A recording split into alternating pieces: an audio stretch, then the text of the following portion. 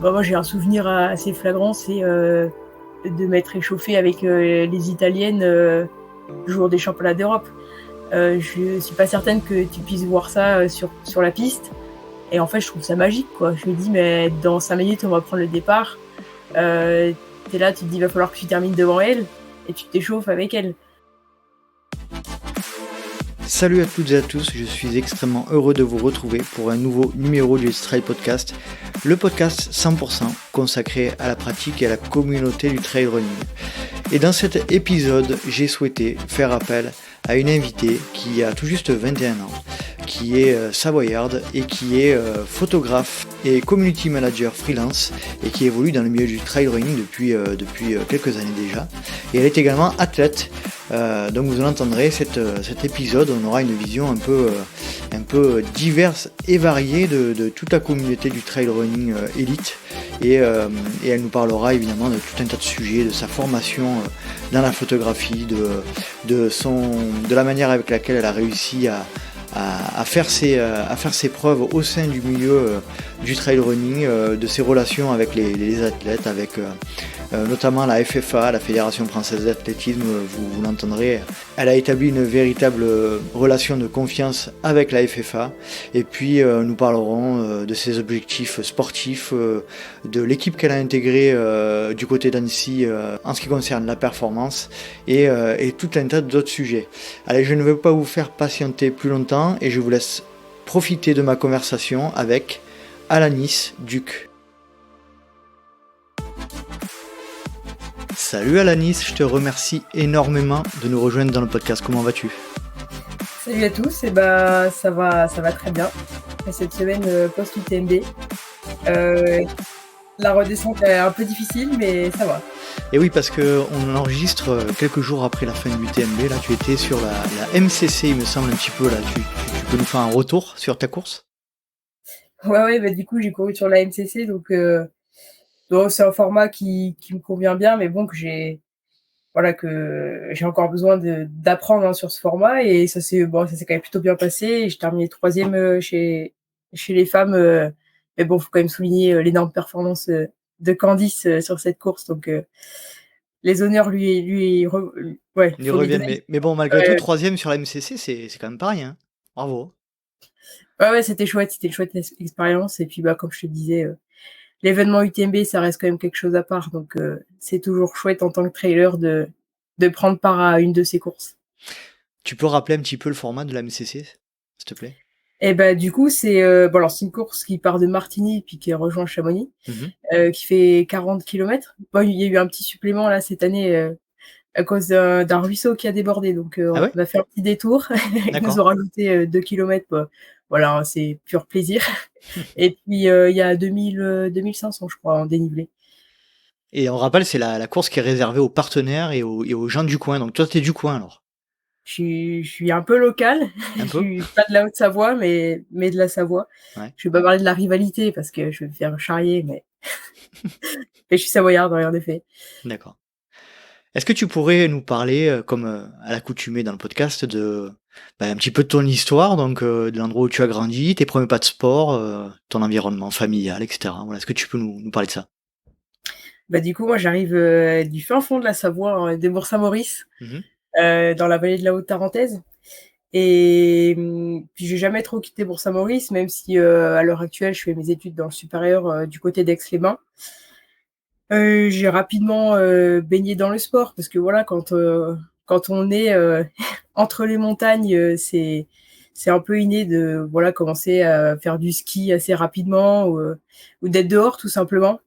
Et puis moi j'ai eu la chance d'avoir une maman qui m'a tout de suite mis dehors, donc là je crois que c'est de là peut-être que ça vient, on va dire la passion d'être dehors, et puis la passion du sport.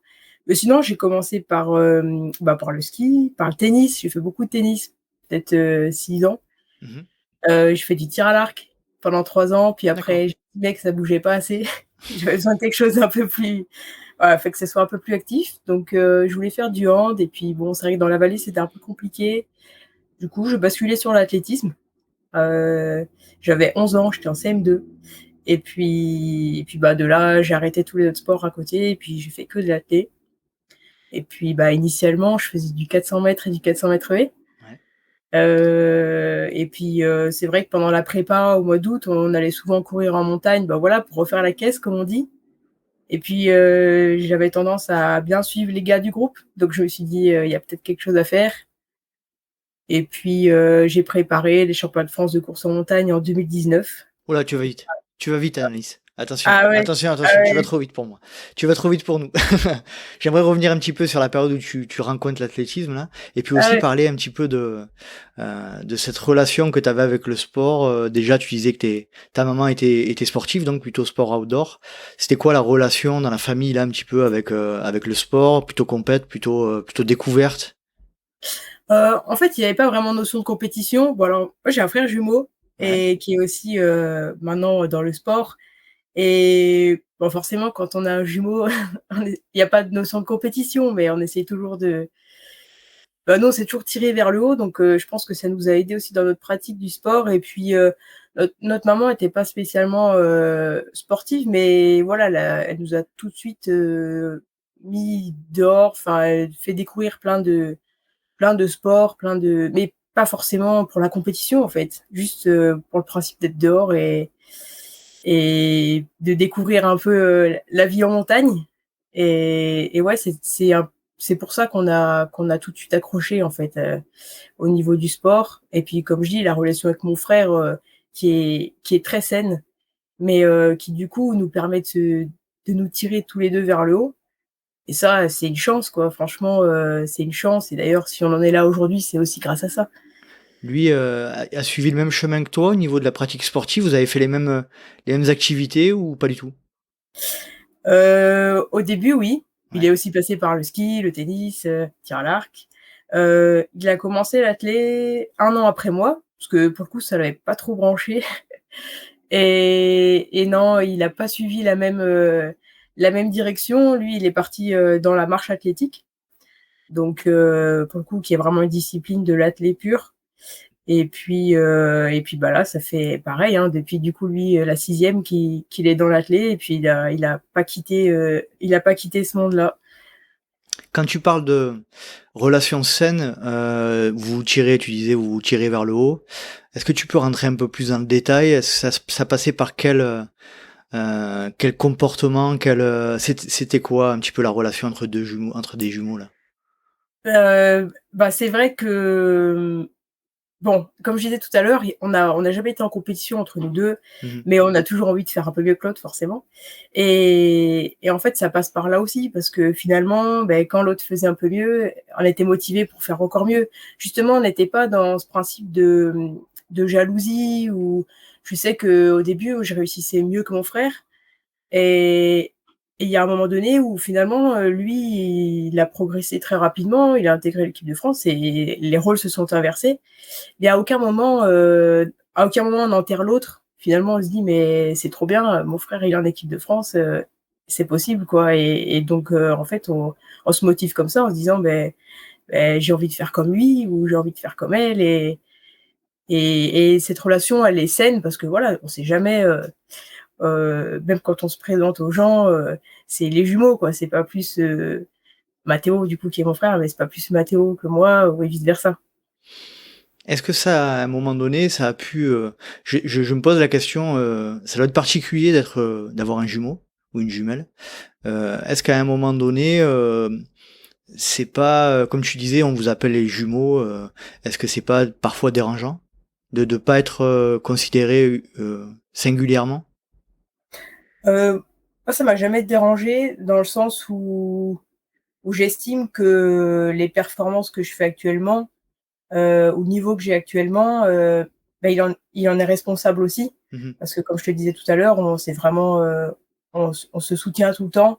Ça me rend triste quand il est blessé et ça l'embête aussi quand je suis blessée. Donc finalement, moi je me suis toujours un peu associée à lui.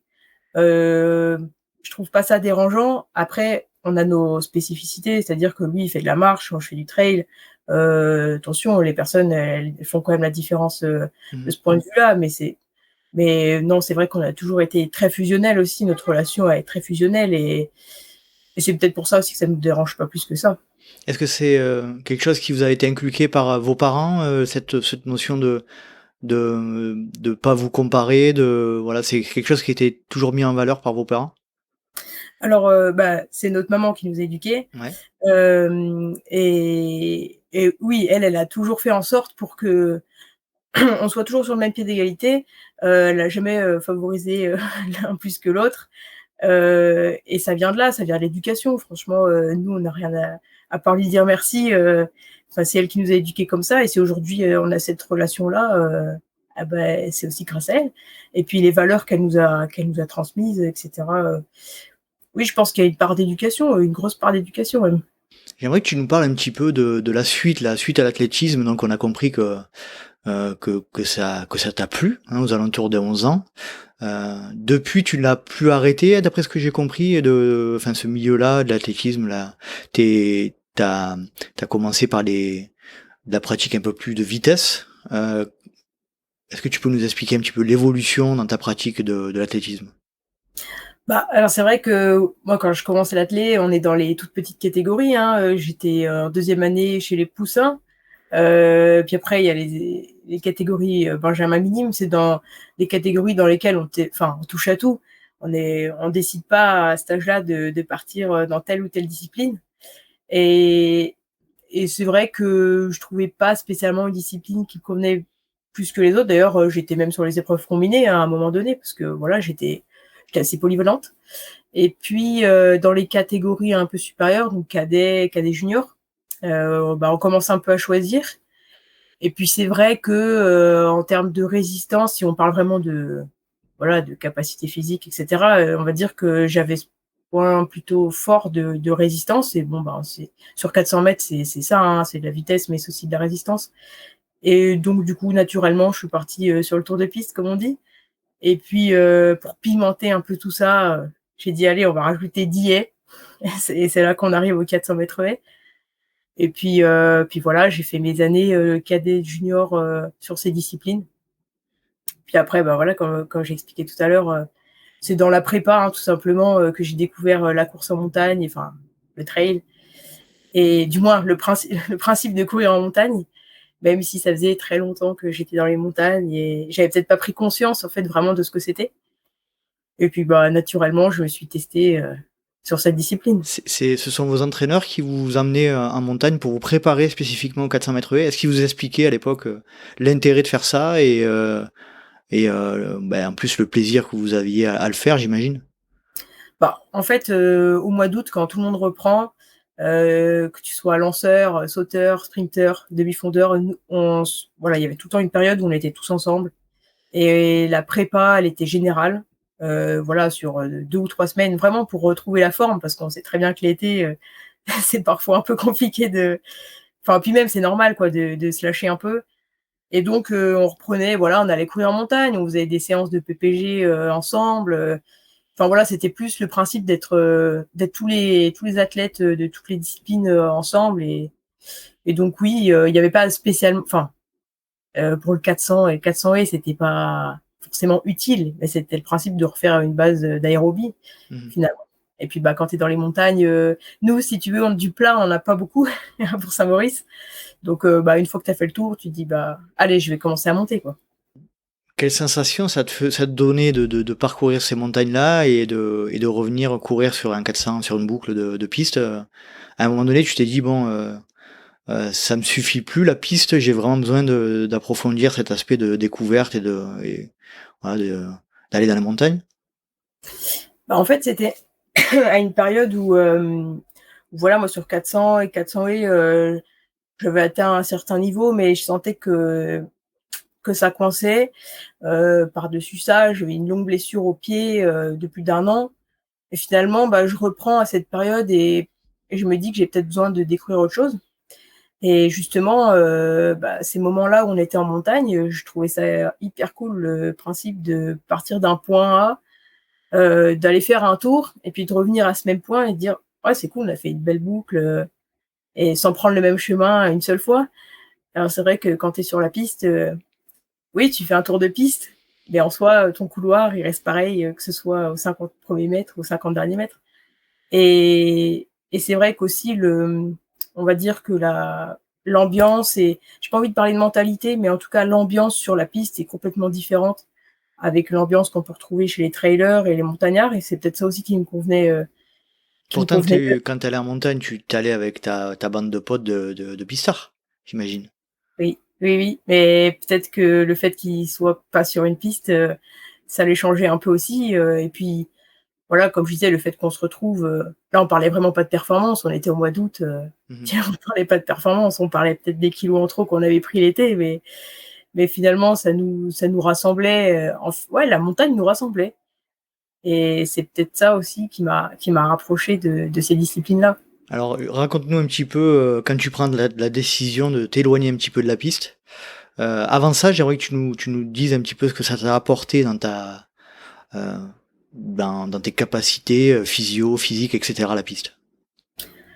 Heu, Tout simplement les bases de l'athlé, c'est-à-dire, bah, voilà, le travail de pied, l'efficacité au sol, c'est très utile aussi dans le trail, c'est Adrien Séguret qui m'entraîne et il Ah! dira pas le contraire. À chaque fois, décidément, à chaque fois qu'on fait un épisode, il y a Adrien qui est Eh cité. oui, oui, Salut oui, Adrien! il est connu de partout et et c'est pas lui qui dira le contraire, donc l'athlé, avant tout, ça m'a apporté ça. Hem, Ça m'a apporté aussi une base d'aérobie parce que c'est pas parce qu'on fait du sprint long qu'on n'a pas une base d'aérobie.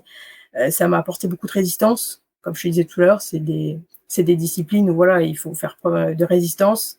Et ça, finalement, c'est tout ce que tu retrouves aussi dans le trail, selon les formats que tu fais, bien évidemment. Et puis, la piste, ça m'a aussi apporté cette mentalité de ah, sur piste, on a envie de gagner, De quoi. Disons compète. que le premier qui passe la ligne, tout le monde le voit, tu es dans un stade, tu es devant le public. Voilà, tu as vraiment cette mentalité de compète. Et ça m'a apporté plein de choses pour la course en montagne et le trail.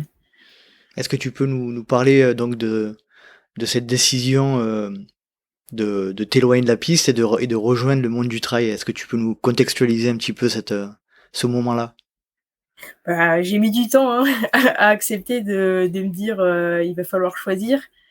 Hem, donc comme je t'expliquais, j'ai eu une blessure au pied, une fracture de fatigue et et du coup, c'était aussi le bon moment pour moi de tester autre chose, étant donné que j'avais vraiment du mal déjà à retrouver mes capacités physiques.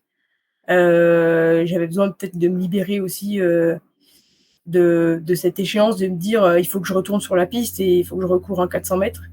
Donc voilà, en reprenant tout simplement du plaisir à aller courir, aller vadrouiller en montagne. Ça s'est un peu fait naturellement et puis bon, le fait que je sois sur Bourg-Saint-Maurice et qu'on ait les montagnes à proximité, bien sûr. Et puis, c'est vrai qu'assez rapidement, on m'a parlé des championnats de France de course en montagne. Mon premier entraîneur, c'est vrai qu'il a toujours dit que j'avais probablement les capacités de faire quelque chose de pas trop mal. Les médecins du sport m'ont toujours encouragée à faire une discipline d'endurance. Je les ai pas écoutés tout de suite, mais Et mais pour voilà, quelles raisons ils t'ont encouragé à aller vers ce type d'effort? par rapport à mon rythme cardiaque qui est relativement lent, en fait, Mmh.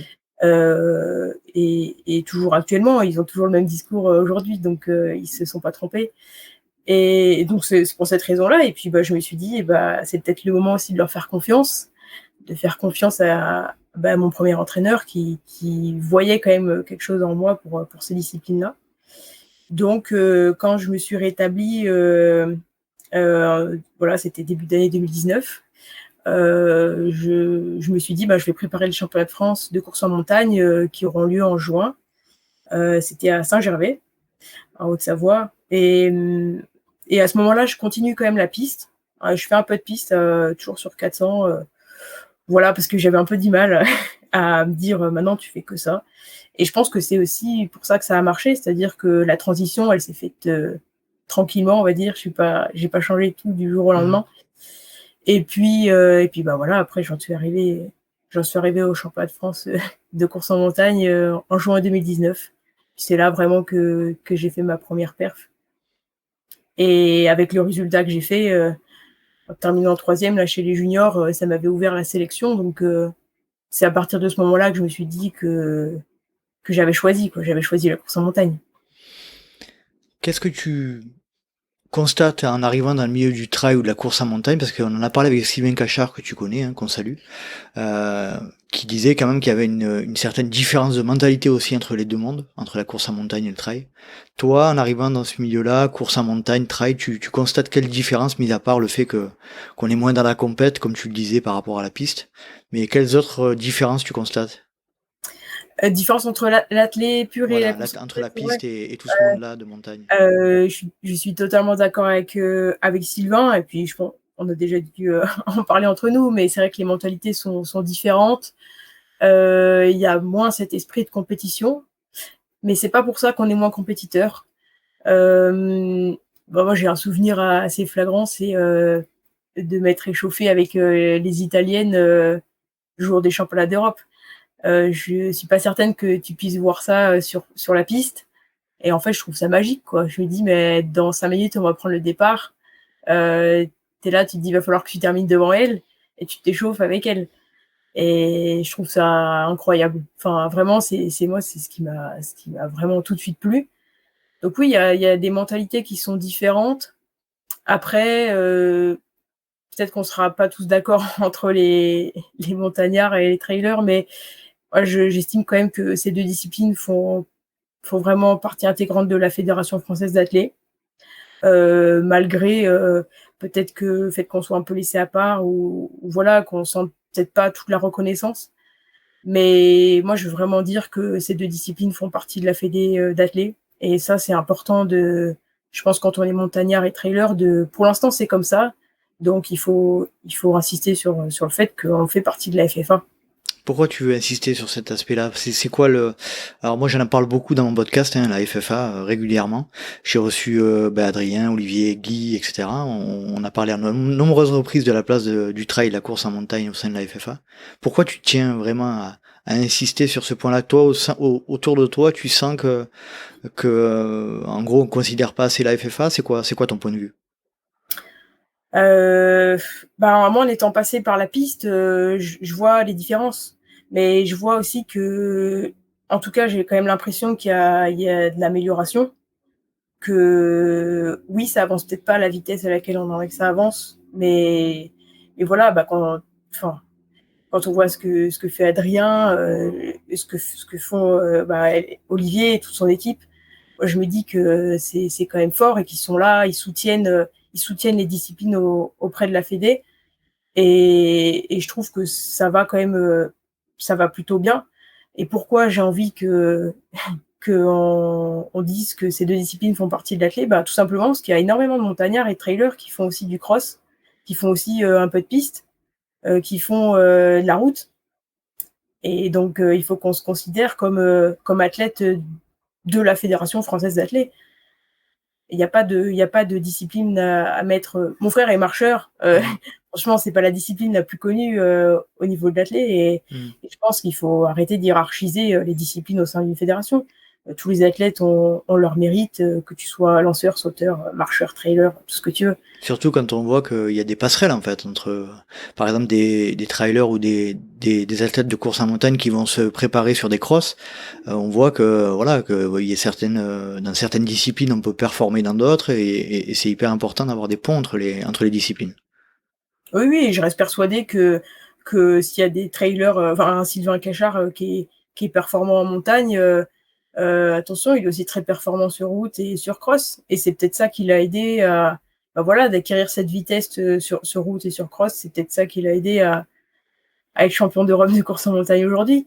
Donc, bien sûr qu'il y a des passerelles. Et c'est pour ça qu'il n'y a pas de hiérarchie à faire, selon moi, il n'y a pas de hiérarchie à faire au niveau de la fédé d'athlètes, au Alors niveau des moi, disciplines. pour parler un petit peu et pour compléter ce que tu viens de dire par rapport à cet aspect-là, je tiens à dire et je tiens à saluer Ex-Athlé Provence, qui pour la première année a intégré le trail comme discipline entre guillemets à part entière de son école d'athlé pour les enfants. Donc aujourd'hui, les enfants et les adolescents pourront choisir le trail comme faisant partie intégrante des disciplines potentielles à réaliser. Donc je trouve que c'est un sacré marqueur de l'évolution dont tu viens de parler, quoi. Ça bouge. C'est une belle initiative, et t'as raison de le souligner. Bien sûr que ça bouge et ça continuera de bouger. Mhm. Très bien. Merci pour cet aspect-là. Est-ce que tu peux nous donner quelques moments marquants un petit peu là allez, tu nous donnes deux, trois dates un peu, des tipping points un peu de ta entre guillemets, je fais le geste avec les doigts, carrière sportive Bah, courte. forcément, ces championnats de France de course en montagne en 2019, voilà, j'arrive dans la discipline et cette troisième place qui m'ouvre la sélection pour les championnats d'Europe de course en montagne, donc qui avait eu lieu à Zermatt en 2019, pareil. Bah forcément, c'est un moment important parce que même si on est dans les catégories jeunes, on se rappellera toujours d'une sélection, on se rappellera toujours d'un podium national.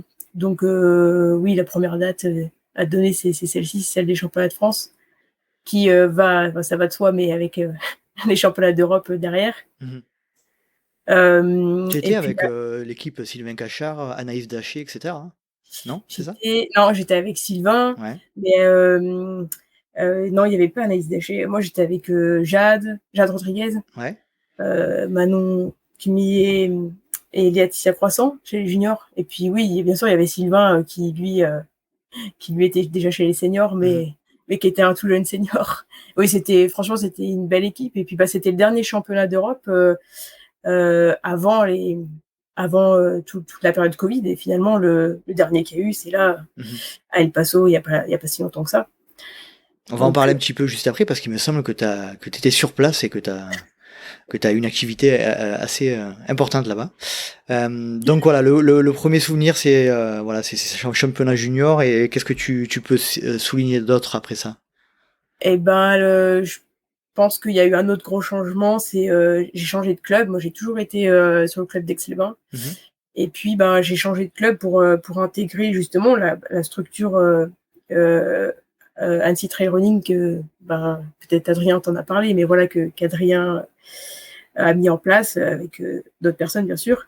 Et donc, bah là, moi, je change de club, j'intègre une structure et c'est là où je me dis que vraiment, je vais me consacrer au trail et à la course en montagne entièrement, parce qu'en fait, c'est un centre de formation euh, ben, qui est aussi, on va dire, aidé par Scott, en fait. C'est un peu les petits jeunes de chez Scott, quoi.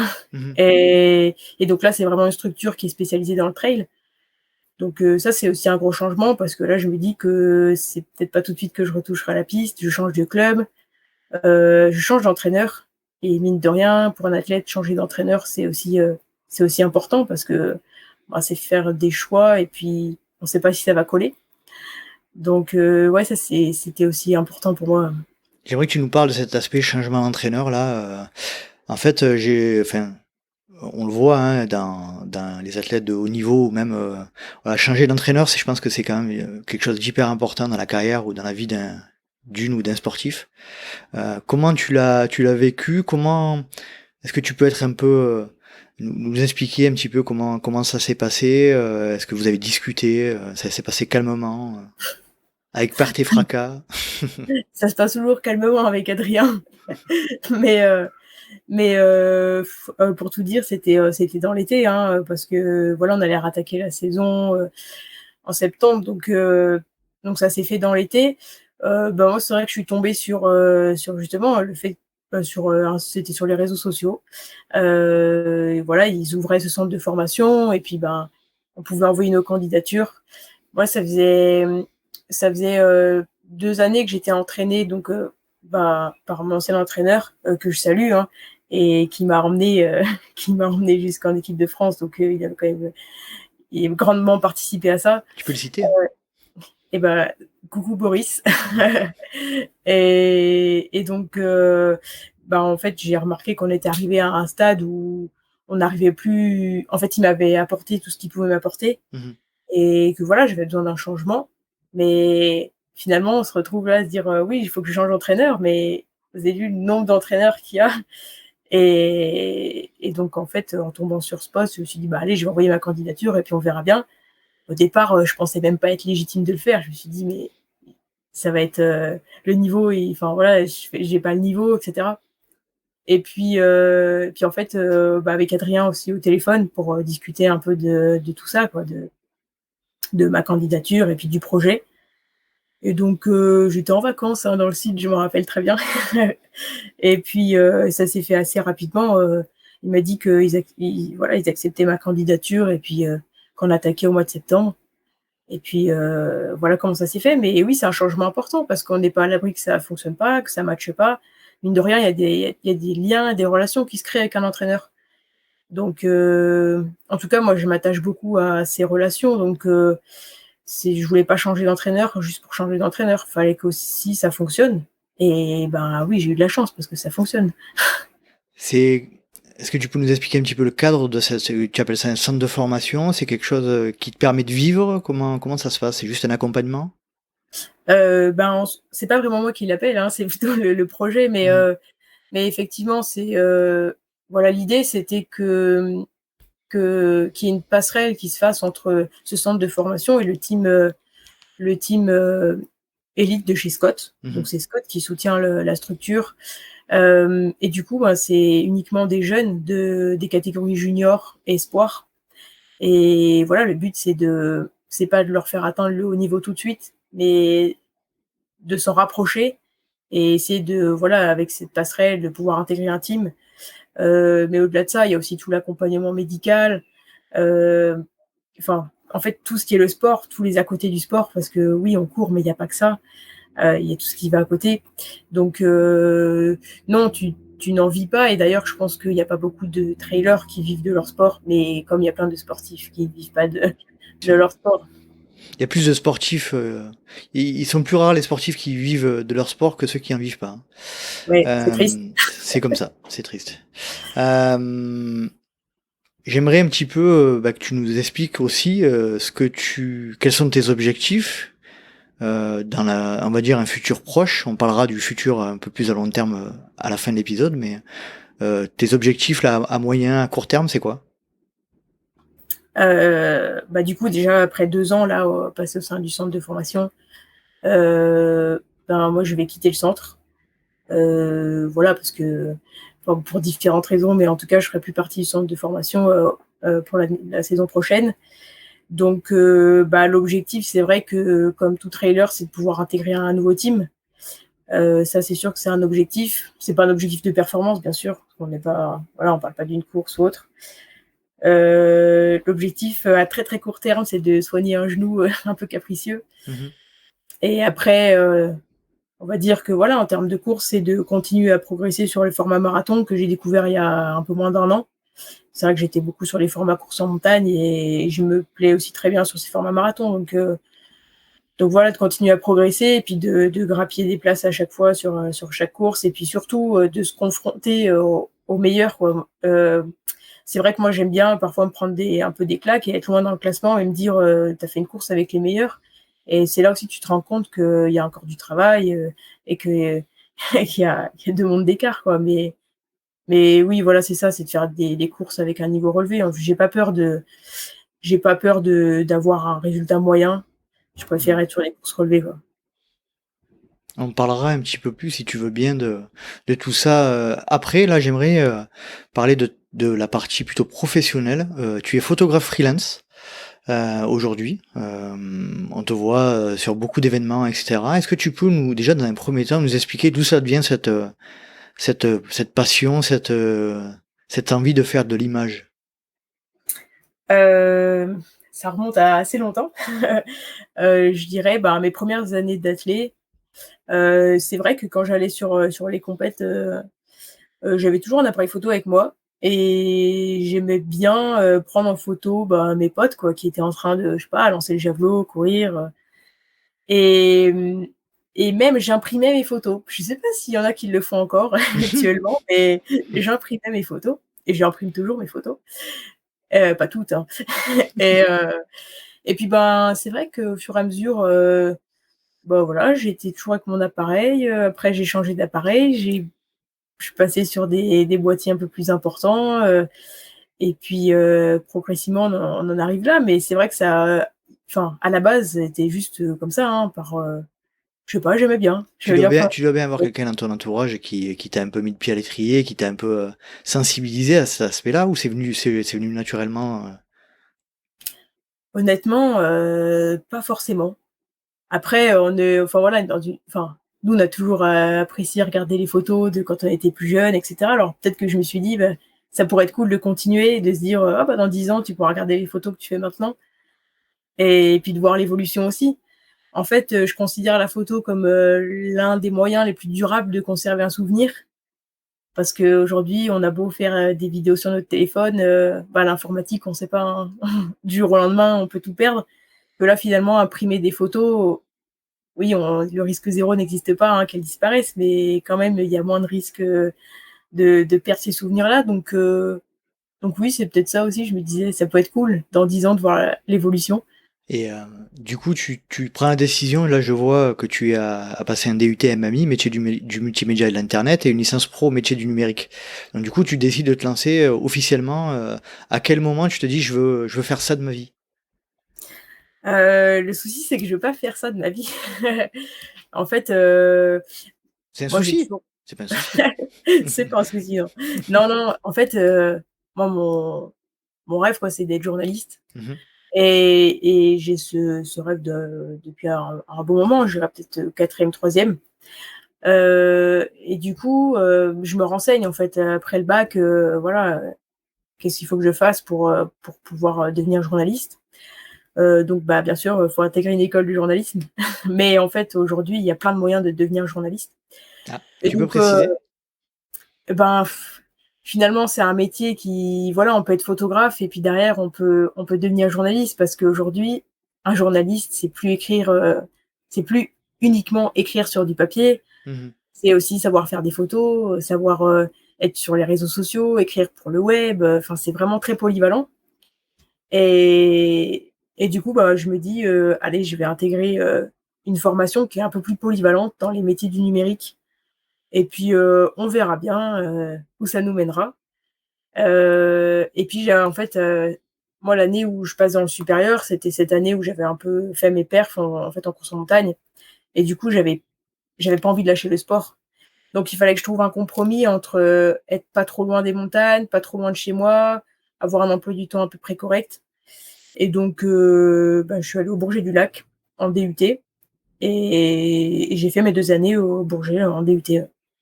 Qu'est-ce que ça t'a apporté ces 2 années de DUT? Tu y as trouvé ce que tu attendais? Ou comment ça s'est passé? Ouais, ouais, c'était bah, franchement, j'ai même plus appris que ce que j'attendais parce que c'est vraiment une formation qui est hyper polyvalente. C'est un DUT, donc ça reste des diplômes, heu, techniques, on va dire, où voilà, où on a quand même il y a de la théorie, mais il y a énormément de Mhm, pratique. Il y a un stage. J'ai eu la chance de faire mon stage avec Vincent Viette, qui est connu aussi du monde du mhm. trail et de l'outdoor. Et donc, ça m'a permis, bah, forcément de faire grandir mon réseau, de découvrir aussi d'autres métiers, hein, qui font partie des métiers du numérique. Et finalement, d'acquérir d'autres compétences qui vont me servir là prochainement pour atteindre ce projet et ce but d'être journaliste, quoi. Pour être journaliste aujourd'hui, officiellement, il faut une carte de presse? Tu peux exercer sans carte de presse. Mmh. Heu, Tu peux écrire pour des médias sans, enfin voilà, hein, écrire un article pour un média sur le web sans avoir de carte de presse. Maintenant, en France, il y a 14 écoles qui sont reconnues. Mmh.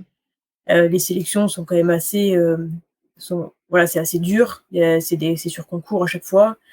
Moi, j'aimerais être spécialisée dans le sport, dans le journalisme sportif.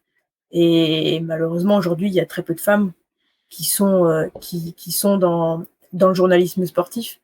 Mais bon, ça m'arrêtera pas, hein. Tu comptes donc intégrer une école de journalisme alors?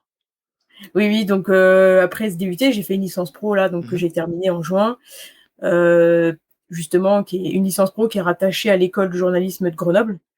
Donc j'ai un peu on va dire mis le pied dedans, au moins un des 2.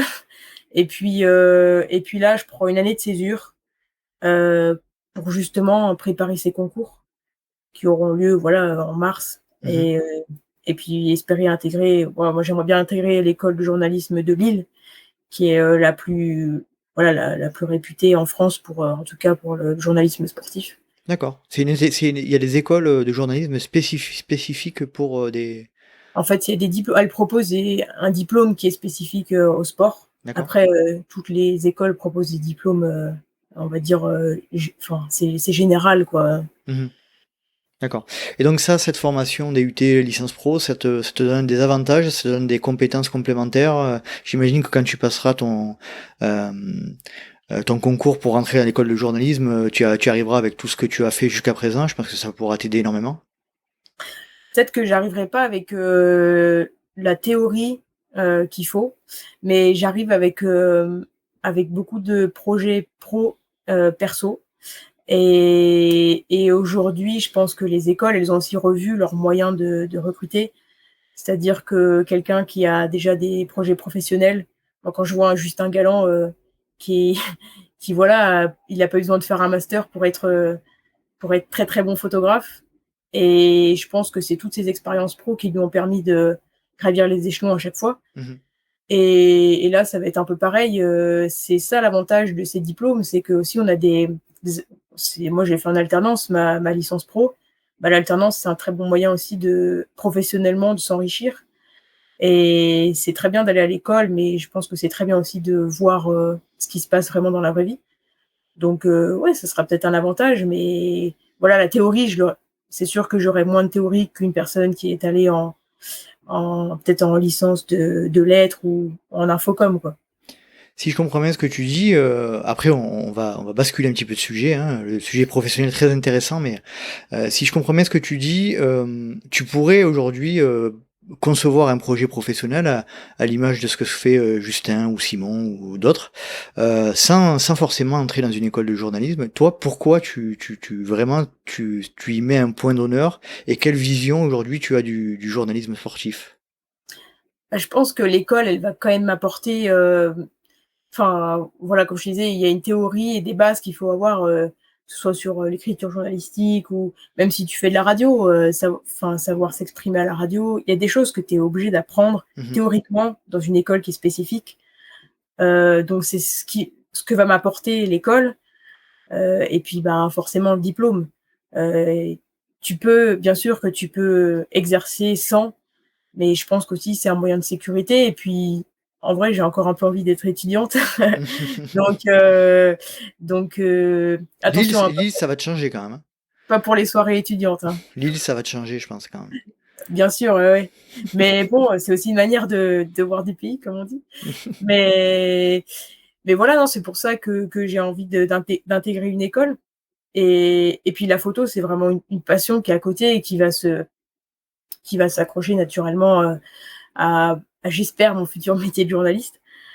Ouais, ouais et puis, bah, quelle vision j'ai du journalisme, sportif actuel, bah, comme je disais, il y a trop peu de femmes.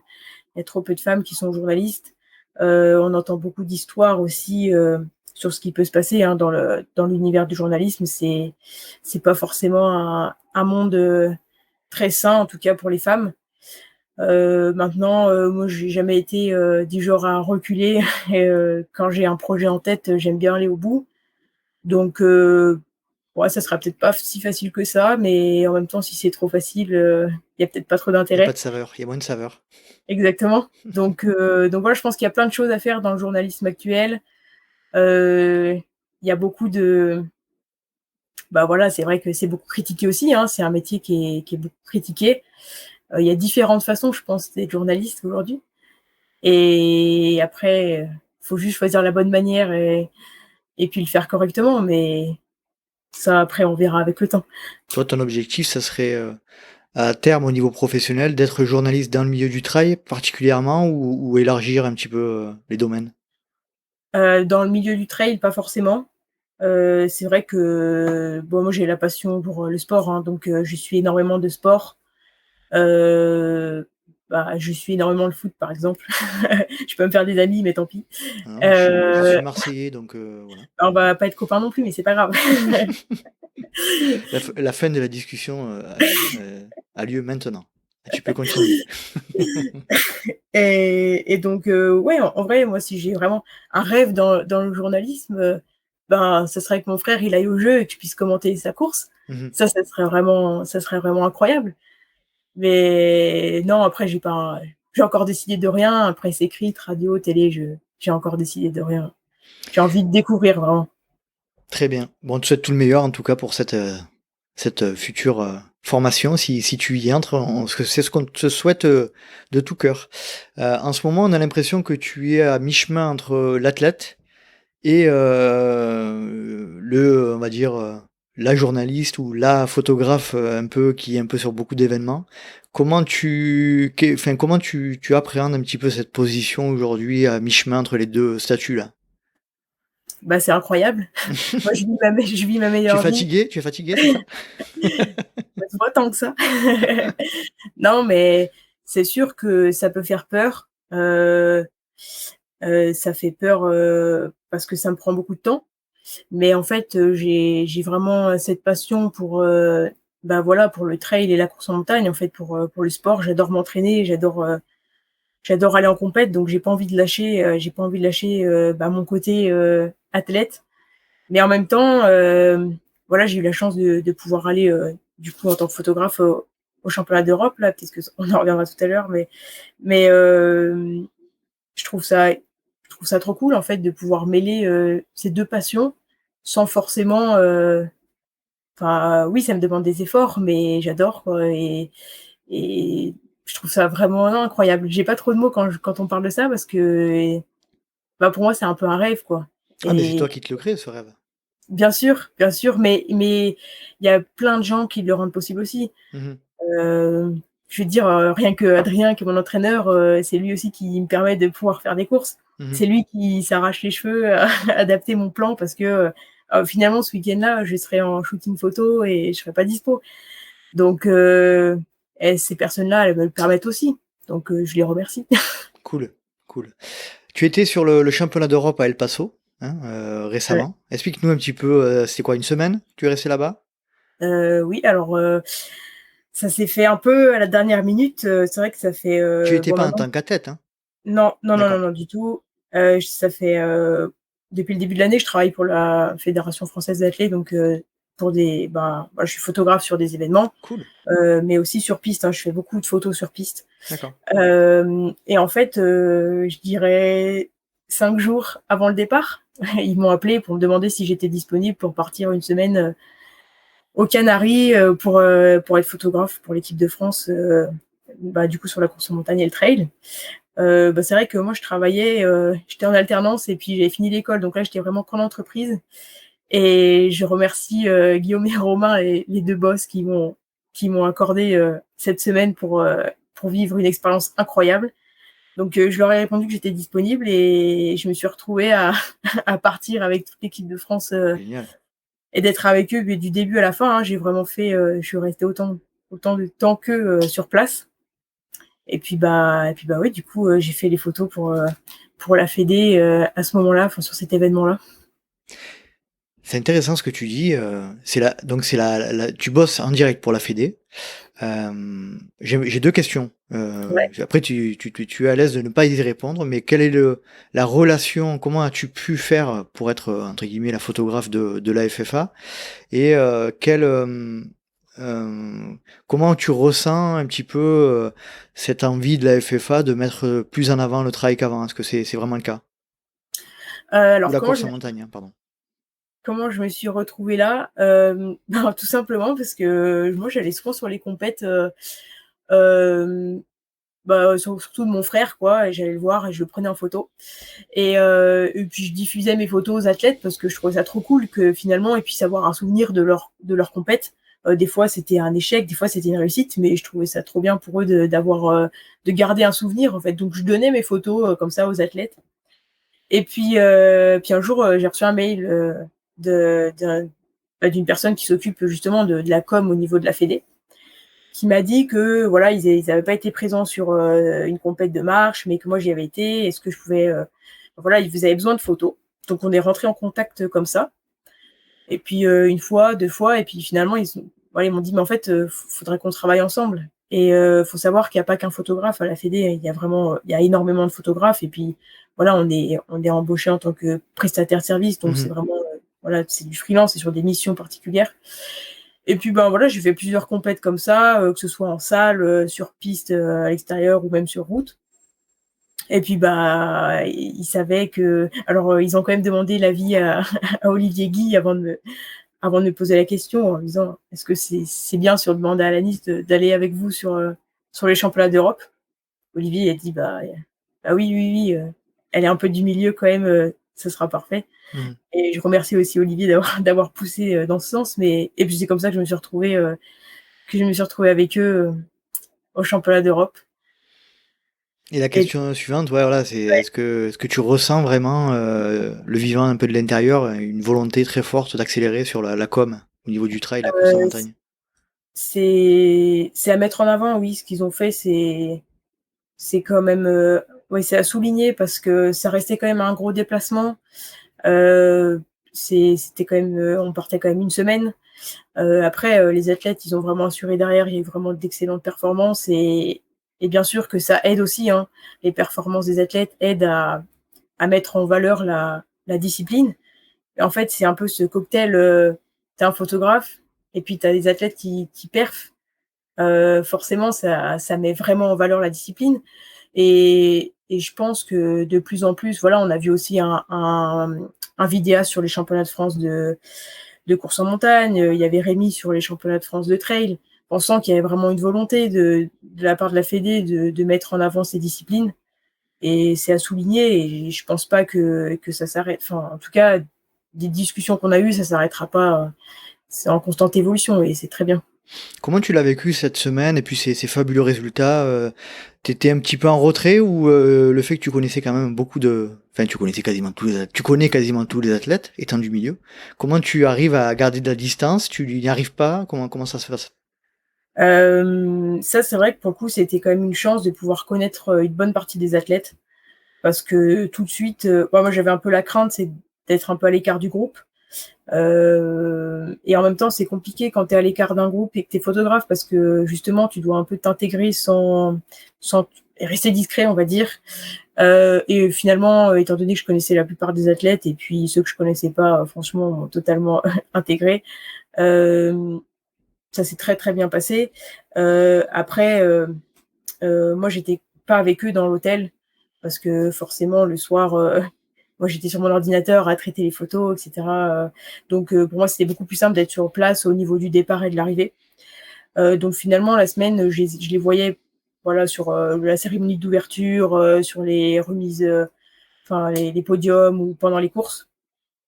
Et non, ça s'est très bien passé. Et puis, c'est incroyable de faire partie de leur aventure, en fait. Et en même temps, je me dis, bah, tu leur as permis de garder un souvenir de cette aventure. Bah voilà, je prends toujours l'exemple de Sylvain parce que c'est un très bon pote, mais je me dis, bah voilà, en fait, tu l'as pris en photo à l'arrivée, il est champion d'Europe, c'est c'est un des souvenirs qu'il gardera, c'est ta photo, quoi. Mmh. Et moi, même quand j'y repense, ça me donne la chair de poule. Et quand je l'ai vu arriver premier, je vais pas te mentir que j'ai les larmes aux yeux. Et je me suis dit, non, mais attends, t'es là pour prendre des photos. Si tu commences à pleurer, ça va être compliqué, hein. Donc, enfin, vraiment, j'ai vécu l'événement à fond. Et, et bien sûr que si je dois repartir avec eux, même si c'est pas en tant qu'athlète, ben c'est volontiers, c'est avec plaisir, quoi. C'est une chance incroyable. Comment tu as senti cet événement, européen là, avec des moyens, beaucoup de moyens, enfin, comment tu l'as ressenti? Heu, pour être honnête, j'étais un peu déçue, on va dire, de la densité qu'il y Ouais. avait pas. En fait, moi, du coup, j'ai pu comparer avec les championnats d'Europe que j'avais fait à Zermatt. Mmh. Et c'est vrai qu'il y avait moins de nations. Il y avait quand même 2 grosses nations qui manquaient. Après en termes de voilà, de moyens, de logistique, faudrait plus demander aux athlètes parce ils ont plus eu affaire à ça, mais je pense que c'était quand même plutôt bien organisé. Heu, Maintenant, c'est vrai que la densité, c'était un nouveau format aussi. C'était la première fois que le trail et la course en montagne, étaient sur les mêmes championnats d'Europe. C'est sur une île. Il y a peut-être aussi pour des fédérations, c'est compliqué, hein, ça demande, un budget, un sacré Mmh. budget, sachant que les championnats du monde sont en Thaïlande. Ils ont peut-être fait un choix aussi. Donc voilà, après, c'est difficile de comparer parce que encore une fois, c'est la première édition où on a ces 2 disciplines qui sont ensemble. Faudra voir sur le moyen et long terme. Très bien. une petite pointe d'envie là de participer quand tu es comme ça sur les événements et que tu peux pas courir et que alors euh, j'imagine que voilà t'aimerais bien assister à participer à ces courses-là au lieu d'être derrière l'objectif. Ouais, ouais, bien sûr, bah, c'est vrai que si je devais choisir, le choix il est vite fait, quoi. Je préfère avoir les baskets aux pieds et un dossard sur le maillot, mais voilà, encore une fois, ça m'a fait énormément plaisir d'être avec eux. Heu, vraiment, c'est une chance incroyable que m'a donnée la fédé et peut-être que un jour je retournerai en équipe de France, mais je pense qu'il faut aussi profiter de chaque moment. Cette année, c'était comme ça. Il y en aura peut-être d'autres, ça sera différent. Mais voilà, moi, en tout cas, j'ai vraiment pris un plaisir fou à être avec eux et je peux pas griller les étapes. Tous ceux qui étaient en équipe de France méritent leur place. Ils se sont battus pour leur place. Et même si ça donne envie, voilà, faut aussi savoir rester à sa place. Et moi, j'ai été en tant que photographe et c'est eux qui ont fait les performances, quoi. Dernière question sur ce sujet, est-ce que tu peux nous dépeindre un petit peu l'organisation de la vie des athlètes juste avant une épreuve de ce type? Comment ça s'est passé? Toi, tu étais à leur côté pendant les jours qui ont précédé. Tu étais avec eux sur les séances d'entraînement, sur les séances de remise en route, etc. Est-ce que tu peux nous dire un petit peu comment ils s'y prennent? Bah, je pense enfin voilà, à quelques jours d'un grand championnat comme ça, le but c'est vraiment d'optimiser à fond, la récup. Pour eux, de toute manière, tout le travail, enfin voilà, il a été fait avant. C'est pas Je pense que la semaine d'avant, on peut plus, perdre une course que la gagner. Donc pour eux, c'est vraiment d'optimiser la récup. Ils sont aux petits soins, il y a les kinés, il y a les médecins, donc voilà, ils ont les dernières séances aussi. Donc moi, je suis allée avec, bah, par exemple, voilà, les équipes juniors sur leur dernière séance. Il y a aussi tous les moments de briefing avec chaque équipe et puis ben les entraîneurs qui vont avec. Il y a la cérémonie d'ouverture aussi qui est un moment qui est quand même assez fort en émotion parce que finalement le championnat commence, mais on est encore un peu dans une ambiance festive. Voilà, on est avec toutes les nations. On se dit ça commence, mais c'est encore festif. Par contre, le lendemain, on sent bien que que les mentalités sont différentes. Quoi. On est là pour gagner, on n'est pas là pour. On a fait la fête la veille, enfin la fête, attention entre guillemets. Hein. On était avec les autres nations, c'était festif et voilà. T'es en train de me dire qu'ils se sont pas échauffés ensemble? Ah, je crois pas, c'est-à-dire. Ah mince. Ah, ça a changé, hein. Ça a changé. Hein. C'est plus ce que c'était. Hein. C'est plus ce que c'était la course en montagne. Aïe aïe aïe. Ça c'est Mais Sylvain, ça c'est les mauvais esprits de Sylvain qui c'est pour ça. c'est C'est ça, pour hein, ça. c'est ça. Et oui, du coup, tout est optimisé pour que le jour J soit opérationnel. Il y a aussi les étapes de reconnaissance parce que bah, c'est vrai que dans ces disciplines-là, c'est jamais pareil. Hein. La piste, autant c'est tout le temps pareil, ça changera pas. Mais là, il y a aussi ces étapes-là de reconnaissance qui sont importantes. Et puis voilà, hein, la veille de course, le jour de course, c'est chacun enfin voilà, ils sont tous dans leur bulle et c'est vrai qu'à ce moment-là, c'est assez, enfin en tout cas moi, c'était assez intense en émotion. Bah déjà parce que je m'y suis revue 2-3 ans en arrière, Mhm. et puis surtout parce que tu dois essayer d'immortaliser ça sans trop les embêter, quoi, sans trop déranger leur routine, et cetera. Et franchement, j'ai eu des super retours de leur part, donc c'est que j'ai pas dû trop les déranger. Ouais, c'est intéressant cet aspect-là aussi. Tu en as parlé légèrement tout à l'heure, c'est comment arriver à être intégré sans que ça se voit, en n'étant pas trop loin non plus. Trouver sa place en fait, c'est ça. Et moi je l'ai ressenti un petit peu dans quelques fois où j'ai eu à participer à des événements comme l'UTMB l'année dernière, etc. Ou les Templiers. Et effectivement, trouver sa place pour pas forcément déranger, pour pas casser les relations naturelles dans les équipes, etc. Ça doit pas être simple. Non, c'est pas simple, mais en fait, comme je t'ai dit tout à l'heure, Olivier, c'est lui aussi qui a permis cette intégration. C'est-à-dire qu'on n'était pas arrivé à l'aéroport de Madrid, qu'il avait déjà dit à tout le monde pourquoi j'étais là et qui j'étais, etc. Donc finalement, tout le monde était au courant que j'étais là pour faire des photos, que j'étais là pour mettre en avant leur performance. Heu, J'étais là pour la fédération aussi. Mmh. C'est important de dire pour qui tu travailles et finalement ils ont vu ça aussi comme une chance quoi d'avoir un photographe, avec eux. Franchement je pense que c'est une chance aussi, ouais. Donc voilà, après tu essayes de je pense que moi, ça s'est fait naturellement parce que voilà, je connaissais, la plupart des athlètes. Mais il faudrait voir avec un groupe où je connais pas forcément les personnes, je te dirais peut-être pas la même chose. Je te dirais peut-être, Mmh. c'est un peu compliqué. Ouais. Bon, tu as réussi quand même globalement à trouver ta place assez facilement. Allez, question technique, on va y passer 2 secondes. Matériel utilisé pour les spécialistes là de la photo? Moi, je suis chez Canon, donc j'ai 2 boîtiers. J'ai un 5D Mark IV et un 7D Mark II et en objectif, je travaille au 70-200, au 16-35 et au 24-70. Parfait, j'ai absolument rien compris, mais c'était, fantastique. Ça avait l'air super intéressant. Non, non, Bon, merci. Justin, il comprendra. Justin comprendra. Simon aussi et tous les autres. Merci pour ces précisions. Pour terminer un petit peu sur ce volet professionnel, comment allez, je vais poser la question un peu brute, comment ça marche? Enfin, comment ça va aujourd'hui au niveau professionnel? Est-ce que, ton activité te convient? Est-ce que tu arrives à avoir des contrats réguliers? Est-ce que tu travailles plutôt, avec des fédés, avec des marques, ni l'un ni l'autre? Enfin voilà, est-ce que tu peux nous parler un petit peu de ça? Oui, moi ça va, niveau professionnel, sinon, j'aurais pas pris cette année de césure aussi. Mmh. Justement, je la prends certes pour, préparer les concours, mais je vais pas faire que ça. Je vais aussi passer beaucoup de temps à m'entraîner, mais aussi à travailler donc effectivement pour des marques.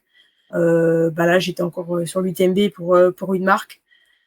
Je travaille, pour la fédé d'athlètes du coup, mais faut savoir que je fais pas que de la photo. Du coup, les diplômes que j'ai passés me permettent de faire aussi d'autres choses. Je fais des sites web, pour des indépendants, j'écris des articles de blog pour des marques ou des entreprises. Donc ça va, en fait, je m'ennuie jamais. Tout va bien Tout ce qui touche et au numérique quoi, en fait. Au numérique de manière générale quoi. Mmh. c'est ça. Ouais, Mmh. ouais. Cool. Tu parlais de cette, UTMB que tu y es allé pour des marques. Donc tu vas sur l'UTMB, tu cours la MCC, tu finis 3e et puis derrière, tu enchaînes, j'imagine, une semaine, de 4-5 jours là où tu fais, j'imagine, le pied de grue la nuit. Enfin, bah, voilà, explique-nous un petit peu cette semaine de l'UTMB parce qu'on rappelle, on vient juste de il vient juste de se passer là.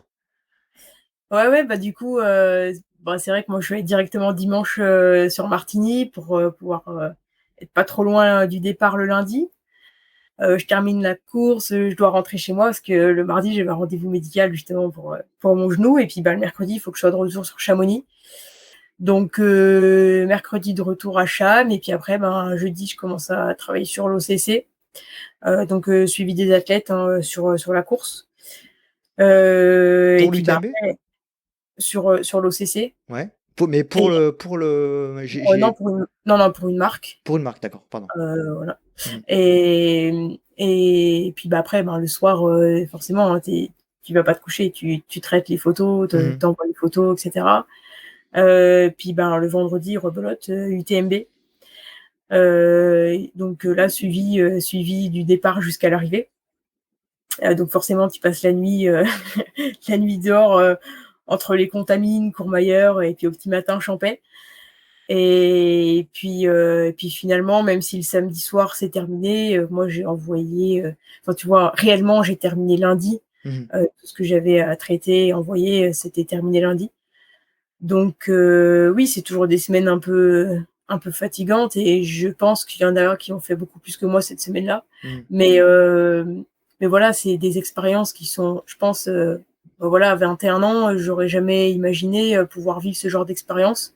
Encore une fois, pouvoir mêler mes 2 passions qui sont la course à pied et la photo. C'est une chance qui est incroyable et même si aujourd'hui, je suis fatiguée et malade parce que j'en ai certainement trop fait, bah, Ça c'est va, pas grave. le jeu en valait la chandelle. Il y a pire dans la vie surtout Ouais. donc non, bien sûr, c'était ouais, c'est vraiment une chance. J'ai moi aussi, suivi, l'UTMB cette année, en j'ai effectué le suivi des de têtes de course, donc c'est absolument fantastique. Donc voilà, je confirme que c'est vraiment un événement, à part, particulier. Hem, Comment tu te sens toi, dans cette, communauté là, ouais, c'est un gros événement, hein, c'est limite oppressant, hein, tellement c'est monstrueux. Comment tu arrives à faire ta place? Tu le disais, 21 ans. En plus, tu es une femme, donc oh là là, c'est encore plus L'hiver. compliqué. C'est encore plus compliqué. Non, non, blague à part, comment tu arrives à faire ta place, étant donné que vous êtes pas beaucoup comme femme dans ce milieu-là non plus? Je crois que j'y suis toujours un peu allée au culot. Mmh. Hem, En fait, comment je suis rentrée dans cet univers-là, j'ai fait beaucoup de photos avec, des potes qui sont athlètes, qui sont coureurs, en montagne, trailer et puis, si tu veux, je vais peut-être pas non plus me faire des amis, mais, en tout cas, moi, j'ai jamais, si tu veux, l'aspect, voilà, revenu, argent, tout ça, ça m'a jamais trop, intéressée. C'était pas ma priorité. Vraiment, ma priorité, c'était de pouvoir, faire des photos, avec des potes, leur donner des photos, trop cool, ils vont pouvoir communiquer, bah, c'est trop bien, quoi. Enfin, j'allais pas plus loin que ça et puis après voilà, tu progresses aussi en faisant comme ça et puis finalement, les athlètes, ils jouent le jeu aussi, c'est-à-dire qu'ils vont envoyer à leurs sponsors, à leurs partenaires, les photos. Donc du coup, les partenaires reviennent vers toi, donc les marques finalement reviennent vers toi, voient ton travail, te proposent, un premier shooting, un deuxième, un troisième et puis en fait, ça marche un peu comme ça. Et puis aussi il y a beaucoup de voilà, tu parlais peut-être pas de concurrence, mais il y a beaucoup de personnes qui vont employer ce terme-là. J'aime pas employer ce terme-là parce qu'on est certes beaucoup de photographes, hein, dans l'outdoor, heu, mais franchement, les «concurrents» entre guillemets, personnellement, ils m'aident à faire mieux. Parce que si c'est un concurrent, ça veut dire que potentiellement il fait mieux que toi. Heu et s'il fait mieux que toi, ça te donne envie de faire quoi? De faire encore mieux que lui. Mmh. Finalement, ton concurrent, il t'aide. Donc pour moi, quelqu'un qui t'aide, c'est pas un concurrent, c'est un très bon pote et c'est l'exemple que j'ai avec Justin. Justin, c'est un très bon pote.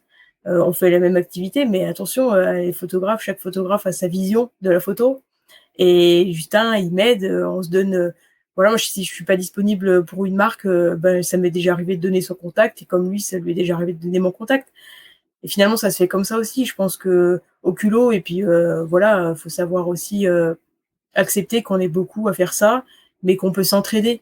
Il y a pas de concurrence. Enfin, en tout cas, moi, je le vois comme ça, il y a pas de concurrence. Je suis absolument d'accord avec ce que tu viens de dire. La bienveillance, ça fait partie des qualités qu'on devrait tous avoir, tous et tout avoir, parce que même si parfois ça donne la sensation d'être un peu gentil, souvent, quand on est bienveillant avec les gens, on le reçoit en retour et ça, je pense que c'est ce que tu constates et aussi ce que j'entends, c'est que voilà, c'est le culot qui te caractérise aussi, quoi. C'est que t'as pas peur.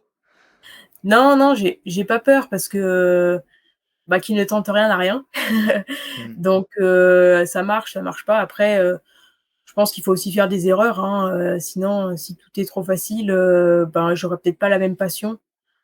Donc voilà, après, j'ai encore plein de choses à apprendre, hein, au niveau de la photo, Mmh. mais j'ai aussi envie de prendre le temps, il y a des étapes, comme partout, même, voilà, au niveau du sport en compétition, il y a des étapes. Donc voilà, c'est avec le temps, on verra où ça me mène, mais en tout cas, moi, je préfère profiter là, de tout ce qui m'arrive maintenant. Ça marche, tant mieux. Peut-être qu'un jour ça marchera plus. Donc je préfère, profiter de là, tout ce qui m'arrive et même si pour certains ça peut paraître beaucoup, moi je prends énormément de plaisir à faire ça donc je ressens pas cette charge comme, oui pour moi c'est pas une charge quoi. Mmh. Par rapport à l'UTMB, on en revient un petit peu, mais de manière plus élargie. Tu passé des championnats d'Europe, fédéraux, hein, qui sont, quand même des événements qui sont quand même plus intimistes, pour des publics plus avertis, on va dire, si je me trompe pas.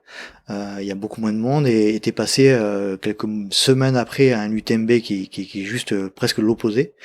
Toi, comment tu arrives à naviguer dans ces 2 mondes si différents? Et aussi, deuxième question, c'est comment tu vois un petit peu, l'évolution de cette communauté et la professionnalisation, par certains aspects du trail et de l'ultra?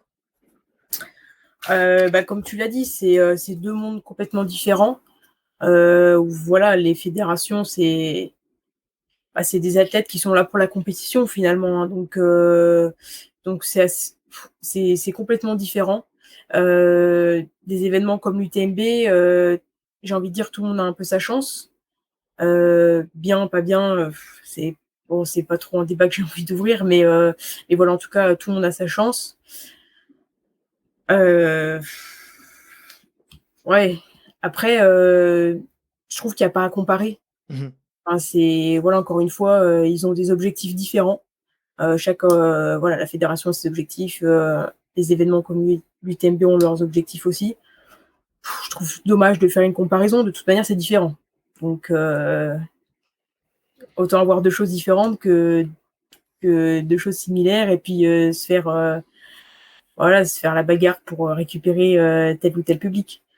Ouais, ce que je suis absolument d'accord avec ce que tu viens de dire, c'est un peu ma ligne de conduite aussi et ma façon de penser, c'est-à-dire que plutôt que de se battre pour savoir qui a raison, qui a tort, qui est bien, qui est méchant, etc., on devrait plutôt avoir tendance à se dire, on a énormément de chance d'être dans un sport qui permet juste à peu près de tout faire, quoi.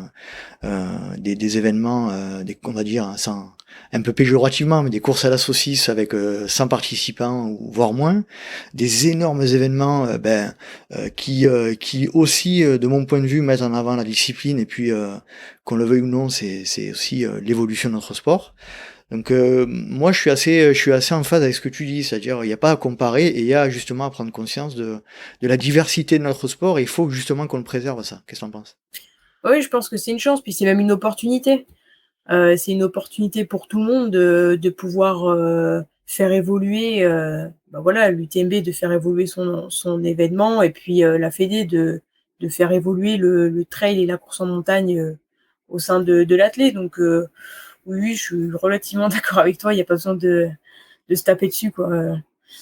Il y a suffisamment d'espace, je pense et puis il y a suffisamment de public, hein, parce que quand on voit, le développement du trail, heu, là, ces dernières années et je pense que ça a été accéléré aussi avec le confinement, le nombre de personnes qui se mettent au trail, bah, c'est impressionnant et je trouve ça vraiment top, quoi, de se dire, ben, c'est trop cool, quoi. Les gens, ils sont à fond dans cette discipline et même si c'est pas pour la compète, parce qu'il y en a, c'est pas pour la compète, c'est pour le plaisir d'être en montagne. Bah, chacun ses objectifs et par contre, c'est top de voir qu'il y a énormément de personnes qui se mettent, au trail.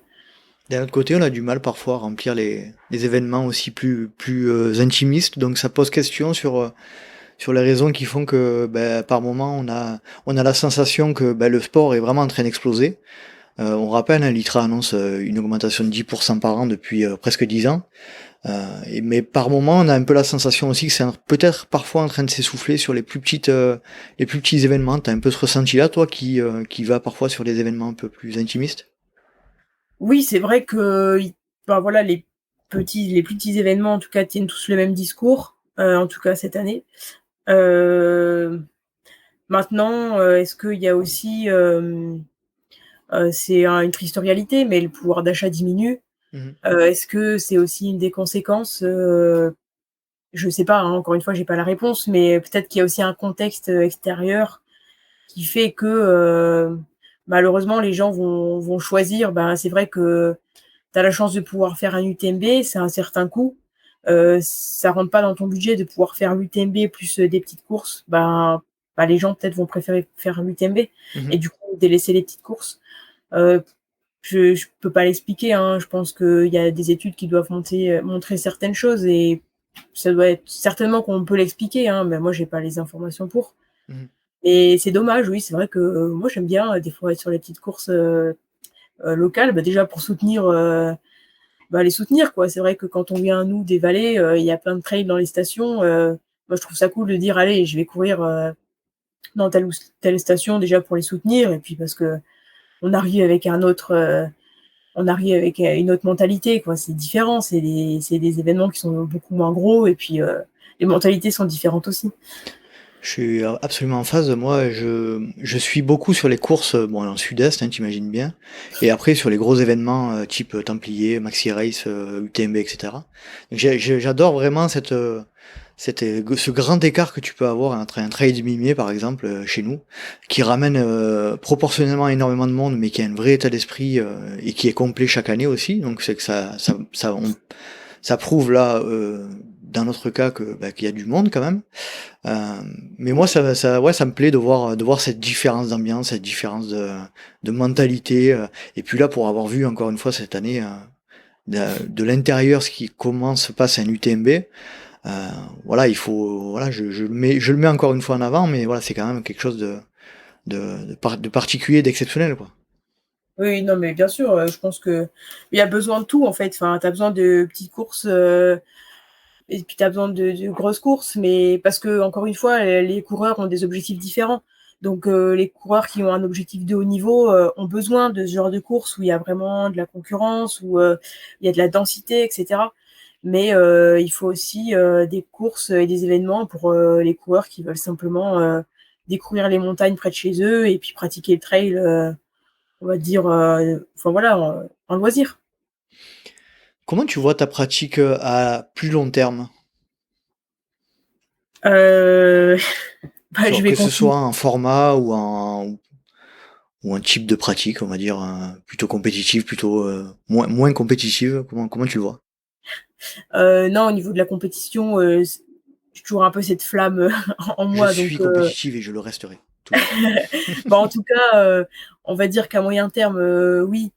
Oui, oui, oui, en tout cas, je fais tout pour, tu vois, même au niveau des études ou du côté professionnel, j'essaie de trouver vraiment cet équilibre qui me permette de tout faire. Donc, c'est que j'ai pas envie de choisir, même si cette année, j'ai quand même choisi de pas aller à l'école. Mhm. Donc, tu vois, il y a quand même des choix qui doivent se faire à un moment donné. Mais en tout cas, voilà, c'est pas le sport en compétition que j'ai envie de lâcher maintenant. Donc, je continuerai en compète, ça c'est sûr. Et puis après, en format, moi, j'ai commencé par la course en montagne, donc probablement que j'irai toujours sur un France de montagne parce que voilà, c'est aussi différent du trail, hein, mine de rien, c'est deux disciplines qui sont vraiment différentes. Et bon, par contre, je pense que mes formats de prédilection, ce sera vraiment sur du plus long. Pour l'instant, c'est 40 kilomètres parce que voilà, j'ai 21 ans, j'ai pas envie de griller les étapes. Même s'il y en a qui ont les capacités pour faire plus à cet âge-là, moi, en tout cas, je peux pas le faire maintenant, mais Bah, je te coupe. probablement. Je te Vas-y. coupe.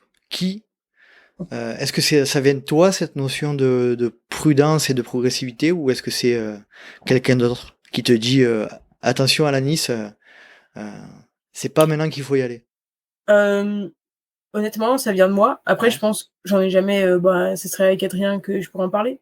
On en a jamais parlé, il me semble. Je pense qu'il tiendrait le même discours. Je pense que Ça t'attire, toi, les plus longues distances ou pas encore? oui, ouais, ouais, bien sûr. Bien sûr que ça m'attire. Après, je pense que tant que j'ai pas acquis, enfin, voilà, il y a encore plein de choses que j'ai pas acquis sur les formats marathon. Mhm. Ça sert à rien d'aller au-dessus. Et puis je pense que physiquement, il faut être, aussi solide, quoi, pour passer au-dessus. Moi, j'ai l'impression d'être un peu limite. Voilà, hein, ça se caractérise peut-être par des petites blessures à droite à gauche.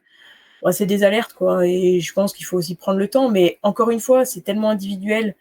Je veux pas dire que je suis l'exemple à suivre, pas du tout. Mhm.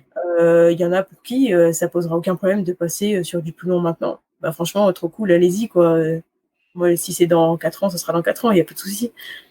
Donc tu as en discuté avec, si tu avais à en discuter avec Adrien, à ton avis, il te tiendrait le discours, attends un peu? Oui, je pense pas qu'il me dirait va faire un 80 l'année prochaine. Non, non, je pense que là-dessus, on sera assez d'accord. Cool. Comment tu gères la pression de l'événement? Quel est ton état d'esprit avant une course importante pour toi? Quel est ton état d'esprit? Euh, Bah, j'ai fait une erreur cette année sur les France de trail. Voilà, je me suis trop mis la pression. Mhm. J'avais trop un objectif de résultat et ça m'a complètement fait foirer ma course. Enfin, je suis passée complètement à côté. Et depuis, ben, j'arrive avec vraiment un autre état d'esprit. C'est pour ça que je te dis, voilà, tout à l'heure, je te disais, il faut faire des erreurs, il faut faire des erreurs dans sa vie, mais partout, quoi. Dans n'importe quel domaine, ça te servira. Tu vois, ça m'a vraiment servi parce que finalement, depuis cette course-là, au mois de mai, ben, j'ai l'impression d'avoir raté aucune course, que ce soit en termes de résultats, mais aussi en termes d'état d'esprit. Donc maintenant, j'ai forcément, tu es toujours un peu stressé. Si tu pas stressé, je me dis que tu te sens pas concerné. En tout cas, ça voudrait dire que moi, je me sentirais pas concernée par l'événement. Mais bon, vraiment maintenant j'appréhende différemment et avant de voir un objectif de résultat, je me dis que en fait si tu suis vraiment ta stratégie, le résultat il viendra derrière. Là au France de Trail, j'ai pas suivi ma stratégie, ben, il y a pas eu de résultat, quoi. Mais quel a été le shift au niveau de ta mentalité qui a fait que tu te dises, enfin, parce que là, tu dis ça de manière assez simple. Ouais, je me suis trop mis la pression sur celle d'après. J'ai pris moins au sérieux. Mais j'imagine que ça, c'est quand même une manière assez réductrice de le dire. Mais est-ce que tu as des conseils pour passer d'un état d'esprit plus, qui te met plus la pression à un autre qui est plus détaché? Comment t'as fait? Bah, assez simplement revenir à la base et de pourquoi je cours à la base. Moi, je me suis réellement posé cette question, mais pourquoi tu cours? Enfin, pourquoi tu cours en montagne? Pourquoi tu fais du trail? Et la réponse est pour moi, elle est assez simple, je cours parce que, voilà, j'ai cette passion. Pour moi, c'est du plaisir quand je vais courir en montagne. Quand je fais mes entraînements, oui, c'est dur, mais c'est pas tout le temps dur. Je veux dire, il y a des sorties qui sont cool, et cetera. Donc en fait, je me suis dit donc tu prends du plaisir sur tes entraînements, et cetera, même quand c'est dur. Et en fait, le jour de la compétition, tu même plus ce plaisir-là, alors Mmh. que ça devrait être peut-être l'apothéose, quoi. Mmh. Et c'est là que je me suis dit qu'il y avait un petit problème, que j'arrivais en compète et finalement, ben, tout ce que je faisais très bien à l'entraînement, je le faisais plus en compétition. Et c'est comme ça que, voilà, la course d'après, championnat de France de course en montagne, finalement, je m'étais fixé aucun objectif de résultat et je fais un podium chez les espoirs alors que, enfin voilà quoi, pour moi c'était pas, j'y allais pas pour ça, tu vois? Mmh. Finalement, j'ai eu une bonne surprise. Donc c'est un peu comme ça que, ouais, si le conseil que j'ai à donner, c'est de se rappeler pourquoi on fait ça tout simplement, et puis trouver la raison qui nous pousse à courir en montagne et à faire des compètes. Trouver ces motivations intrinsèques, je le répète encore une fois. Les motivations qui Exactement. viennent de notre plus profond intérieur. Je pense que c'est la clé. Hem, Si tu avais, une qualité à améliorer chez toi là aujourd'hui, ça serait quoi? Ah, c'est une question piège ça. Eh bah oui, Une qualité à améliorer? Hem, Bah, peut-être qu'il faudrait que je sois, c'est peut-être un peu bizarre, mais un peu moins rigoureuse sur, certaines choses. Je pense que ma vie est tellement millimétrée avec, tout ce que je peux faire, que des fois, quand il y a quelque chose qui rentre pas dans ce que dans le délai que j'avais prévu ou autre, ça peut vite, me mettre dans des états un peu, bah, incroyables alors que ça ne sert à rien. mmh. Et du coup, oui, c'est ça, c'est un p des fois peut-être que je manque un peu de souplesse sur certaines choses, Tu quoi, besoin de maîtriser, t'as besoin de maîtriser, tu un besoin de maîtrise, globale, de ta vie, enfin de tes performances, de tout quoi? maîtriser ce que je fais, en fait, enfin, vraiment Mmh. avoir une organisation carrée, et c'est là, pour le coup, ben, des fois, ça peut pas fonctionner parce que tu dépends d'autres personnes ou d'autres choses, donc il y a des fois où tu peux pas avoir la maîtrise à 100 et c'est là qu'il faut que j'apprenne à me dire: «Oui, mais c'est pas possible, tu auras pas la maîtrise de tout, donc ce que tu peux maîtriser, ben, tu l'organises et cetera et le reste, bah, faudra faire avec, hein, il faudra s'adapter». Quand tu Là, je fais le petit bond là, le petit saut de côté. Quand tu arrives pas à faire une séance, pour des raisons organisationnelles ou autres, tu penses à quoi en premier? Tu dis: «Merde, ça m'embête de pas l'avoir faite», pour moi ou plutôt pour mon entraîneur? Non, après, bon, pour Adrien, non, ça c'est pas que ça m'embête pas pour lui parce que voilà, il fait les plans et cetera, donc il prend du temps à le faire et bien sûr, c'est toujours embêtant quand il peut pas faire une séance, alors que lui, il passe des heures à à élaborer quelque chose de très précis et cetera.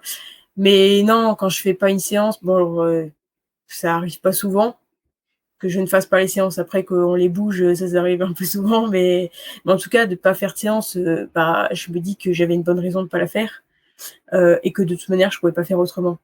Et c'est pour ça que ça arrive pas souvent parce que j'essaie toujours s'il faut se lever à 5 heures, bah, je me lève à 5 heures, il y a pas de souci. C'est Donc ça arrive pas souvent. Donc bon. C'est que j'avais une bonne raison de pas la faire. Quelle est ta force par rapport aux autres? Une qualité à retenir? Je suis une femme. Non, mais par rapport à toutes les autres femmes. Je pense que, ouais, comme je te disais tout à l'heure, moi quand j'ai quelque chose en tête, j'y vais quoi. Je lâche rarement et ouais, là-dessus, par contre, tu pourras mettre tous les obstacles que tu veux sur ma route, ben c'est pas grave. S'il me faudra 10 ans de plus pour y parvenir, bah tant pis, je prendrai les 10 ans, mais généralement, je vais au bout des choses et je fais tout ce que j'entreprends, je veux aller au bout, quoi. Détermination, c'est ça? Ouais. Cool. On arrive gentiment à la fin de notre entretien. Qui tu souhaiterais me conseiller pour comme invité dans le podcast? Qui tu aimerais entendre dans le Qui LTP? j'aimerais entendre? Ah, tu m'avais pas préparé à ça. Ben non. Qui j'aimerais entendre? Pas forcément connu, bon, bien sûr, en rapport avec le milieu du trail. Si possible, Ouais. une femme. Voilà, parce que C'est une voilà. femme Si possible que je n'ai pas eu. que tu n'as pas eu. J'ai pas un délai de réponse là. Non, bah, en réalité, c'était pas une femme, mais moi, j'aurais bien aimé entendre Vincent Viette parce Ouais. que je sais que c'est un acteur du trail, voilà, sur plein de niveaux. Au niveau professionnel, il est aussi athlète. Et je pense que tu pourras discuter avec lui de la vision du trail qu'il a pendant peut-être des heures. Très bien. Mais Vincent, c'est vrai que ça pourrait être intéressant. Je note immédiatement. Alanis, est-ce que tu as... Ah oui, j'ai une question à te poser. Oui. Alanis, ça vient de Alanis Morissette ou pas du tout? Pas du tout. Ah mince, j'adore Alanis Morissette. Désolée. C'était une question bête, c'est pas grave. Est-ce que tu voudrais aborder un dernier sujet avant qu'on se quitte? Un dernier sujet, non, mais en tout cas, moi, je tiens à te remercier pour ce que tu fais, quoi, de mettre en avant, voilà, les acteurs du trail, connus, pas connus, comme tu dis. Et ça, c'est à souligner, justement, de pouvoir aussi parler des personnes qui sont moins connues. Et je pense qu'il y a besoin de tous ces acteurs pour que la discipline aille bien. Donc, c'est très cool de ta part de nous mettre en avant. Eh ben, je te remercie, c'est avec un grand plaisir en tout cas que j'ai pu m'entretenir avec toi, c'était vraiment très sympa. On va passer aux questions rapides. Alors le principe est simple, des réponses courtes et pas d'arguments. Tu es prête? C'est parti. Ton plat favori après la course, là, après l'OCC, là, t'as mangé quoi? J'ai mangé un burger. Oui. Voilà, 1 point pour Alanis. Magnifique. Boisson favorite après la course? Rosanna. D'accord. Ouais, c'est l'eau pétillante. Ouais. Tu préfères une chaussure trouée ou un bâton cassé? Un bâton cassé. Tu as utilisé les bâtons sur l'OCC? Non. Non. Sur la MCC, non. Ah, sur la MCC, pardon. Je me suis trompé. Non. Tu es plutôt grosse rafale de vent ou grosse averse de pluie? Grosse averse de pluie. Une grosse crise de crampes ou des problèmes gastriques? Les crampes. Tu es plutôt Racine ou Verglas? Racine. Tu es plutôt Kylian ou François? François. Tu préfères courir de nuit ou de jour? De jour. Quand tu cours, t'es plutôt podcast, musique ou bruit de la nature? Bruit de la nature. Oh mince. Désolé. Je suis déçu. -1. Mince. Dernière question. Tu préfères faire la couve d'un grand magazine en tant que photographe ou en tant qu'athlète? En tant qu'athlète. Cool. Bon. Eh bien écoute, c'était parfait Alanis, pardon, j'ai un peu du mal, désolé. C'était cool, on a balayé pas mal de sujets, et puis tu nous as bien partagé ton expérience. Donc c'était très sympa à toi. Et je te remercie, et puis je te souhaite plein de courage pour les prochains podcasts et les prochains enregistrements. Super. Est-ce qu'on peut poursuivre juste 5 minutes pour les soutiens Patreon, un petit peu la discussion, juste voilà, histoire de leur donner un petit peu de contenu supplémentaire. Allez, go. Super. Allez, salut Anis, merci. Ciao, ciao. Ciao. Et voilà, cet épisode est à présent terminé. J'espère que vous avez apprécié la compagnie d'Alanis Duc et je la remercie du temps qu'elle nous a accordé. Si vous souhaitez rejoindre le LTP sur les réseaux sociaux, rien de plus simple, rendez-vous sur Facebook ou Instagram à Let's Try Podcast. Vous pouvez également me suivre sur mes comptes perso sur LinkedIn, Facebook, Instagram ou Strava à Nicolas Guilleneuf. J'espère vous retrouver pour un prochain numéro du Let's Try Podcast et d'ici là n'oubliez pas, si vous pensez que c'est impossible, faites-le pour vous prouver que vous aviez tort. Salut